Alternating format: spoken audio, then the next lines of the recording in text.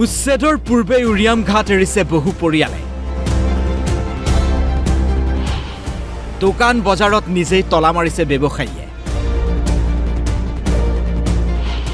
উৰিয়াম ঘাটৰ বহু পৰিয়ালৰ লক্ষ্যস্থান নগাঁও। নেঘেৰিবিলৰ উচ্ছেদৰ বিৰোধিতা অনুসূচিত জাতি ছাত্ৰ সন্থাৰ। মঙলবাৰে উৰিয়াম ঘাটৰ বহু পৰিয়াললৈ প্ৰশাসনে প্ৰেৰণ কৰিলে জাননী। অৱশ্যে জাননী লাভ কৰাৰ পূৰ্বেই বহু পৰিয়ালে ত্যাগ কৰিলে উৰিয়াম ঘাট। ব্যৱসায়ীসকলেও চিৰদিনৰ বাবে সামৰিলে নিজৰ দোকান পোহাৰ। কালি গধূলি দি গৈছে নটিছটো। এইটোৱে ক'ব বিচাৰিম, ক'বলগীয়া একো নাই। এতিয়া গভৰ্ণমেণ্টৰ তৰফৰ পৰা অৰ্ডাৰটো আহি গৈছে। এতিয়া চাওক, এইটো যে বনাঞ্চলটো বহুত কেইবামান গোষ্ঠীৰ বনাঞ্চল হয়। আজি ইয়াত আহোম, আপোনাৰ আদিবাসী, বড়ো, বহুত ধৰণৰ সম্প্ৰদায়ৰ মানুহ ইয়াত বসবাস কৰে।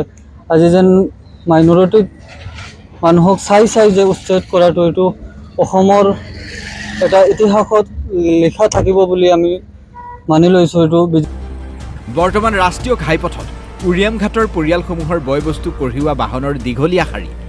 বয়বস্তু লৈ আত্মীয়ৰ ঘৰলৈ যাওঁ বুলি ৰাওনা হৈছে বহু পৰিয়াল। ক'ত যাব আপোনালোক? ক'লৈ যাবলৈ আহিছে? ব্ৰাগাগান। কোন কোন যাব ইয়াৰ পৰা? মই যাম, মোৰ মাইকী যাব। ঘৰ আছে, হ'লেও আমাৰ মাটি বাৰী নাই, হ'লেও বাইকক আৰু ঘৰত থাকিব লাগিব। এতিয়া বহু পৰিয়ালৰ গন্তব্যস্থান এতিয়া নগাঁও। যিহেতু চামগুৰিৰ ৰিজাৰ্ভ ফৰেষ্ট গ্ৰেজিঙত বহু লোকে বহু বছৰৰ পৰা বাহৰ পাতি আছে। মোৰ জন্মটো ইয়াত।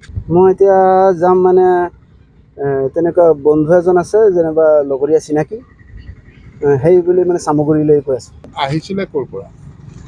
এতিয়া দেউতাহঁতে জানিব ক'ৰ পৰা কি। হ'লেওতো দেউতাহঁত আপোন পৰিয়াল ক'ত আছে? মোৰ দেউতাহঁতে ইয়াতে আছে। বৰ্তমান উচ্ছেদিত পৰিয়ালসমূহ অনাই বনাই ঘূৰি আকৌ অন্য স্থানত গাঁও পাতিব। ইয়াকে লৈ চিন্তা ব্যক্ত কৰিছে অসম জাতীয়তাবাদী যুৱ ছাত্ৰ পৰিষদে। উৰিয়াম ঘাটত থকা সেইসকল বিদেশী তেওঁলোকে আচলতে নগাঁও দিশে অহা বা কলিয়াবৰৰ মাজেদি পাৰ হৈ যোৱা আমি দেখা পাইছোঁ। গতিকে এইসকল ক'লৈ যাব, ক'ত থাকিব? আমাৰ এটা ডাঙৰ প্ৰশ্ন হৈছে, আৰু আমাৰ কলিয়াবৰৰ ৰাইজ, নগাঁৱৰ ৰাইজ শংকাত ভুগিছে যে এইসকল আহি ক'ত বহিব। গতিকে আমি কলিয়াবৰ প্ৰশাসন, নগাঁও প্ৰশাসনক আমি আহ্বান জনাইছোঁ যাতে এইসকল যিসকল উৰিয়াম ঘাটৰ পৰা উঠি আহিছে প্ৰশাসনৰ জাননীৰ পিছতে, তেওঁলোক যাতে কোনো কাৰণত আহি নগাঁৱৰ কোনো অঞ্চলত তেওঁলোক বহিব নোৱাৰে বা চৰে চাপৰিয়ে থাকিব নোৱাৰে, ইয়াৰ ওপৰত ব্যৱস্থা লওক। নহ'লে কথাটো একেটাই। উৰিয়াম ঘাটৰ সমান্তৰালকৈ মেৰাপানীৰ নেঘেৰিবিলৰ উচ্ছেদৰ প্ৰসংগও চৰ্চা হৈছে। শৃংখল চলিখাই নেঘেৰিবিলত উচ্ছেদৰ আহ্বান জনোৱাৰ পিছতে সৰব হৈ পৰিছে অনুসূচিত জাতি ছাত্ৰ সন্থা। ছাত্ৰ সংগঠনটোৰ দাবী উচ্ছেদ নহয়, নেঘেৰিবিলত থকা লোকক মাটিৰ পট্টাহে দিয়ক চৰকাৰে। প্ৰয়াত কৃষিমন্ত্ৰী সোণেশ্বৰ বৰা দেৱৰ, যাক আমি দৈয়াঙৰ পিতৃ হিচাপে গণ্য কৰোঁ, তেনেস্থলত 1979 চনত যি এক লোকপিয়ল হৈছিলে, সেই লোকপিয়লৰ ভিত্তিত দৈয়াঙৰ ভূমি সংস্থাপক কেন্দ্ৰীয় সমিতিৰ তৰফৰ পৰা এইবিলাক প্ৰমাণপত্ৰ দিয়া হৈছিলে, যিবিলাক 1978 চনত এইবিলাক পট্টা দিয়া হৈছিলে। আমি অসম চৰকাৰৰ মাননীয় ডক্টৰ হিমন্ত বিশ্ব শৰ্মা ডাঙৰীয়াক এটা অনুৰোধ জনাইছোঁ যেন প্ৰথমতে আপোনালোকে দৈয়াঙৰ যি 2 লক্ষাধিক খিলঞ্জীয়া লোক আছে, এই লোকসকলৰ মাটিৰ পট্টা দিয়াৰ ব্যৱস্থা গ্ৰহণ কৰক।